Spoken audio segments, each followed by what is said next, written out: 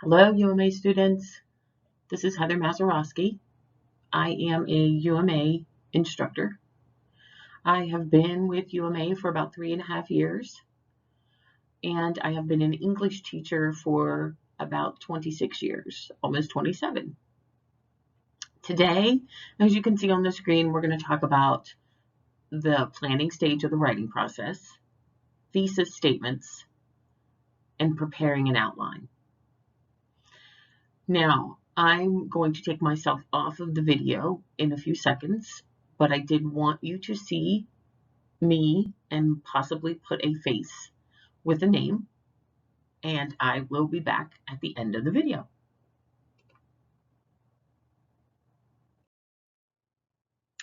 Okay, so the writing process. This is obviously, as it says on the slide, this is going to be the process that is used to develop pieces of writing, and it will be the process that we use throughout the course. The second step of the writing process, as it says on the screen, is planning. And under planning, in that bubble, it talks about reflecting on research, forming a thesis, and developing a plan or outline. So we're going to be talking about this particular stage of the writing process today.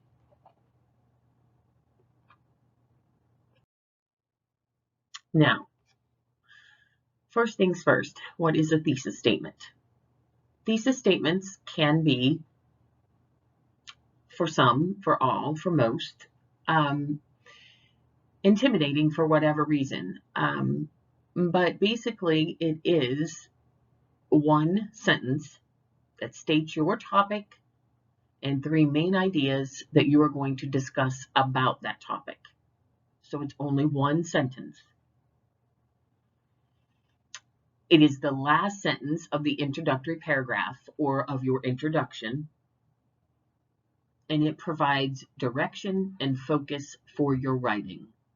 So, like the image that is there with the bullseye, the thesis statement is the bullseye idea of the essay, because from the thesis statement comes everything else.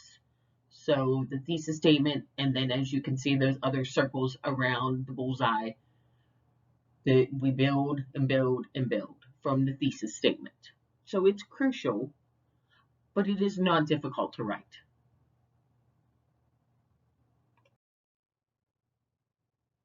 All right, so what is the thesis statement continued? If there had to be a formula, because sometimes we work better with math, there seems to always be a formula that we can plug in. So sometimes we work better if we have a formula per se.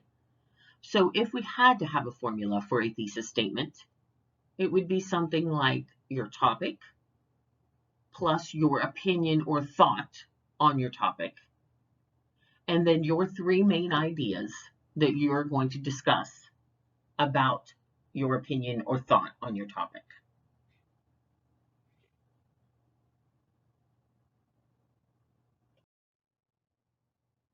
Okay, so let's practice. So, based upon the formula that I shared in the previous slide, with the idea of topic plus opinion or thought on the topic plus 3 main ideas about the topic, which of the following would be the better thesis statement and why? So I created a couple examples here, and throughout this course, you are going to be asked to write an essay, and your essay topic will be something related to the healthcare field, as all of you are going to be healthcare professionals. So I thought I would choose something that would be healthcare related, and it so happens I have been just diagnosed with this recently, so I have also some knowledge about it. So the first one we have is hypothyroidism is a complicated disease as the symptoms are vague. The next one, hypothyroidism is a complicated disease as the symptoms can be very vague, such as fatigue, hair loss and itchy skin, and stomach irritation. Now, I'm going to pause, or maybe not pause necessarily, but as I move on to the next slide, I want you to think about which one of these would be the better thesis statement and why. And then in the next slide, you should be able to see which one is, and we'll discuss why.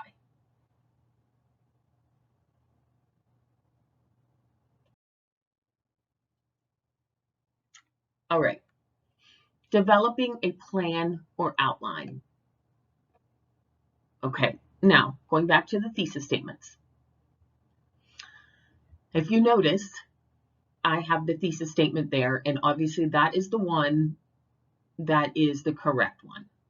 So you have hypothyroidism is a complicated disease, as the symptoms can be vague, such as fatigue, itchy skin and hair loss, and stomach irritation. It follows the formula that was on a previous slide. Hypothyroidism is my topic. My thought or opinion on the topic is that it's a complicated disease. And as it's a complicated disease, I give that it has vague symptoms such as, and here are my three ideas: fatigue, itchy skin and hair loss, and stomach irritation. So I have that thesis statement.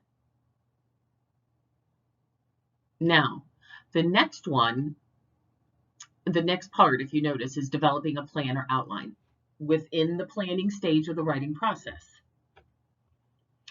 So during this time, you're going to select some type of a strategy, and there are many different strategies discussed throughout the course and throughout your textbook that can be used as planning strategies. The one that I'm going to use throughout the next couple slides is called the sentence outline. And it is usually my choice always when I write. Now, and maybe not always, almost always. It is very helpful to me to use this one. So I'm going to go through and give you just an example of how I would develop my sentence outline for my topic, which again is the hypothyroidism. And there's my thesis statement.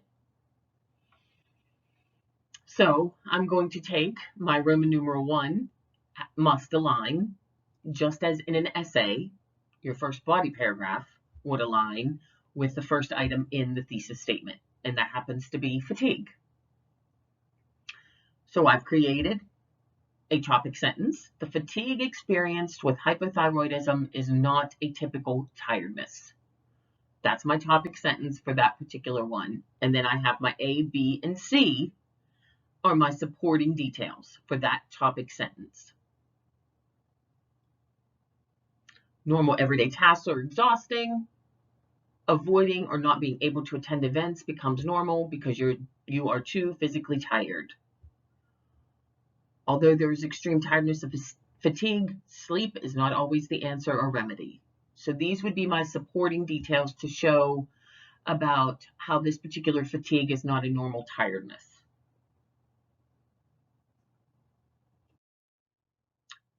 The next, as you can see, a Roman numeral 2, and this was the second idea listed in my thesis: itchy skin and hair loss or losing hair.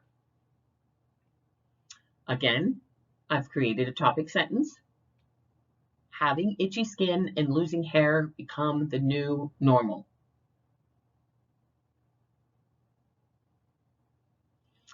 So again, I have an A, B, and C. And notice that my A, B, and C for this, as well as on the previous slide, these are all sentences as well. This is why I like the sentence outline, because everything is in complete sentences. That way, when I go to draft, which would be my next stage of the writing process, I already have my thoughts complete. So these are my particular supporting ideas for my topic sentence of having itchy skin and losing hair.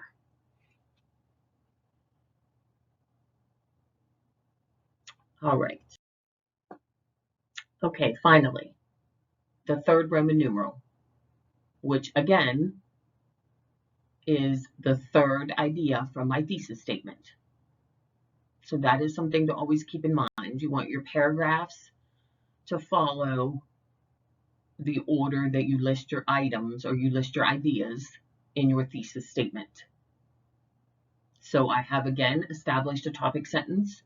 Stomach irritation is constant but not explainable. And then I have my A, B, and C as my supporting details for that topic sentence. Again, everything in complete sentences. This does not mean that yours has to be always in complete sentences. Again, I chose the sentence outline as my strategy.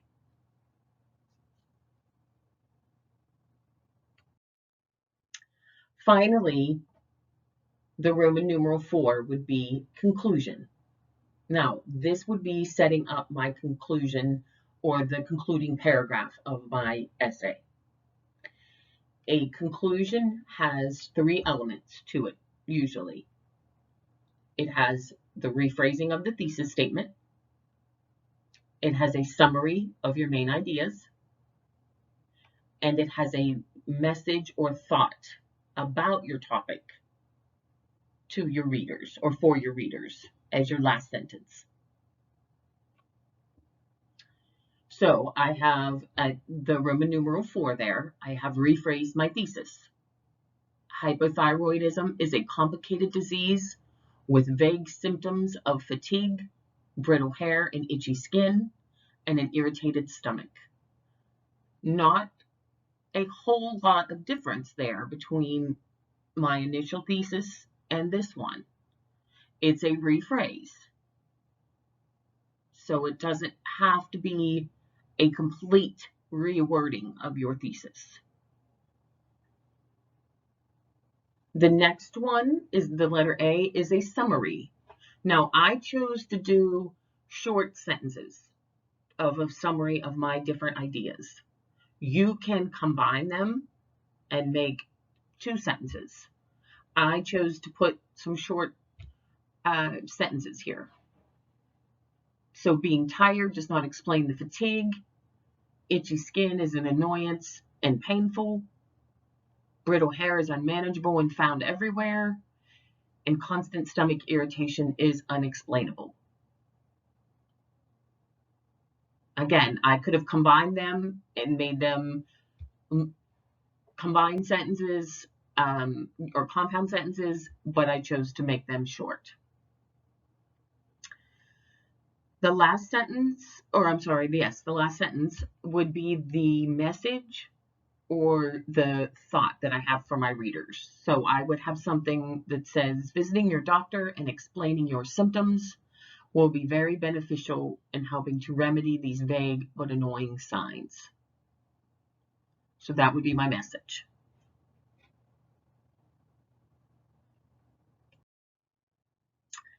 Now, in the planning stage, if you remember when I showed you the diagram a few slides ago, if not maybe the second slide, where the planning bubble, and first thing in the planning bubble talked about research. My thoughts about research. I have here, during the planning stage of the writing process, I usually do not do any research until I have completed the planning strategy that I chose to use. And I do this for 2 reasons. First reason is I can generate my thoughts about the topic. The second reason, I keep my ideas separate from the information that I find from sources, which helps to avoid plagiarism. When I taught high school English, I would have my students complete the first 2 phases or stages of the writing process without doing any research at all.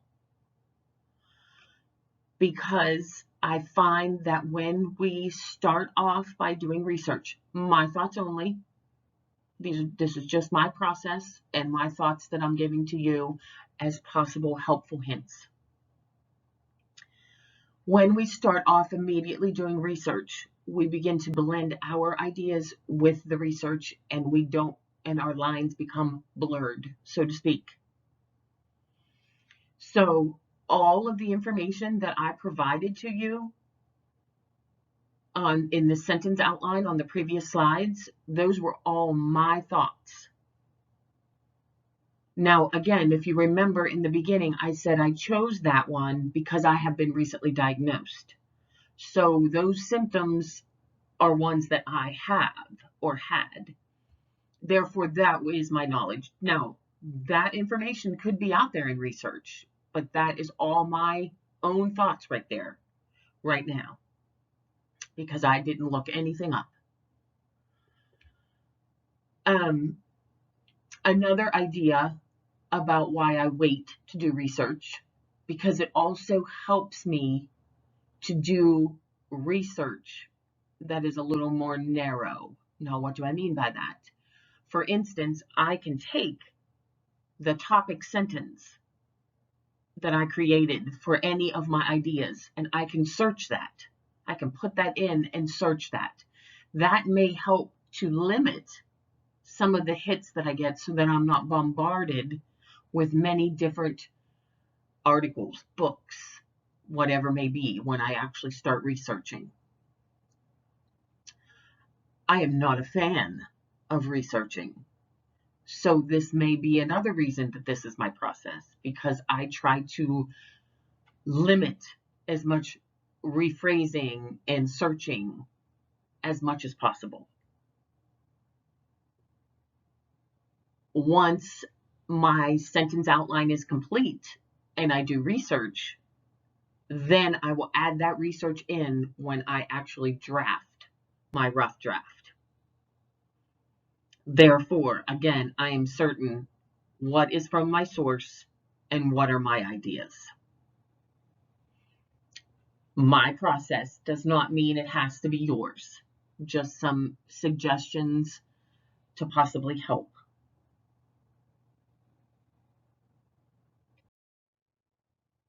Okay, back again.